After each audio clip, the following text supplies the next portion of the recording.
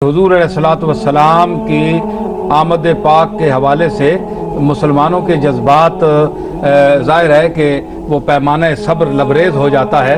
तो जिस खुलूस और मोहब्बत से वो अपने आका के आमद के मौके पर जुलूस और जलसे का एहतमाम करते हैं, तो उसके पर पाबंदी लगाना ये अच्छी बात नहीं है।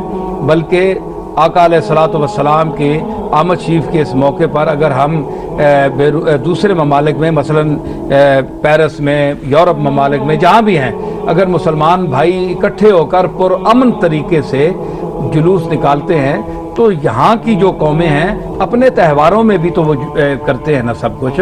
तो जब इनके लिए अपने मज़हब में जायज़ है तो हमारे लिए क्यों नाजायज़ है। वो खुसरो ने कहा था कि हर कौम रास्त राहे दीने और क़िबला गाहे, मन क़िबला रास्त कर दम बर समते कज को लाहे।